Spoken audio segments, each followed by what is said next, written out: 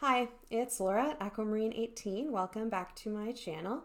I am here with another day of 31 Days of Tarot hosted by Ethany for 2020, the first year that I've gotten to participate since I didn't have a channel at the beginning of January last year.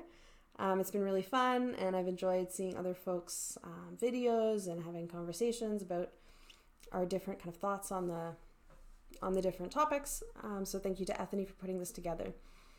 Day 19, today's prompt is the best deck for ritual and spells and magic.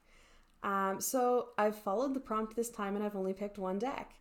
And this deck is the one deck in my collection that I use very frequently. I always have this deck out, actually. I always have one of these cards or more on display on my reading table or my meditation space, magic space. But it's a deck that I never shuffle and do readings with. I just don't use it that way at all. So it fits well into this prompt, I think.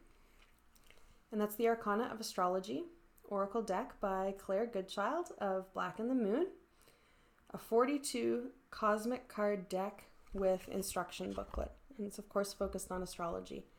So it comes with, as it mentioned, a booklet. It's not a booklet so much as like a little fold out. It has some keywords in there for each card.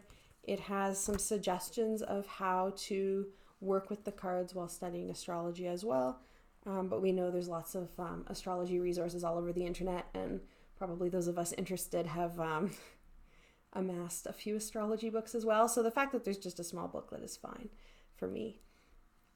So I sort the cards into kind of 4 groups in this deck, and I figure I'll just go through them all since it's a small deck. The first group of cards I will show is the set that I use the most. I always have, again, one or more of these out on my table, and that's the moon phase cards. So there's one for each. There's a new moon card, waxing crescent, first quarter, waxing gibbous, the full moon, which is hard to see in this light, this washing out light, the waning gibbous, last quarter, waning crescent, and then there's a lunar eclipse and a solar eclipse as well.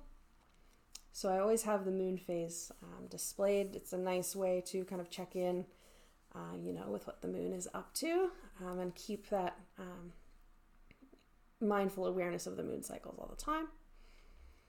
There are also cards for each of the astrological planets. So the sun, Mercury, Venus, Earth. And I really like the way that she did this Earth with, the colors we would see on a globe without actually, going so literal. Earth, Mars, Jupiter, Saturn, Uranus, Neptune, and Pluto, who apparently is not a planet anymore, will always be a planet to me, and is definitely a planet in the context of astrology. The next pile of cards I have is there are cards for each zodiac sign, and these cards are quite a lot like another of Claire's decks that is one of my absolute favorite oracle decks in my whole collection, which is the Compendium of Constellations oracle deck, which is a smaller card size than this and has some keywords. But they have these constellation images. So Aries, Taurus, that's my moon sign, Gemini, Cancer, Leo, Virgo, Libra, Capricorn, Scorpio, Sagittarius. I'm a Sagittarius rising, Aquarius, and Pisces is my sun. Pisces sun, Sagittarius rising, and Taurus moon. That's my big 3. The last little section is the one that I work with the least, and I'm really the least familiar with, but I think that they're nice. And those are the asteroid cards, which I would like to learn more about, but I'm very much an astrology beginner. So I don't know if I'll say all these names right. You can tell me if I was wrong. Ceres, Psyche, Eros, Juno,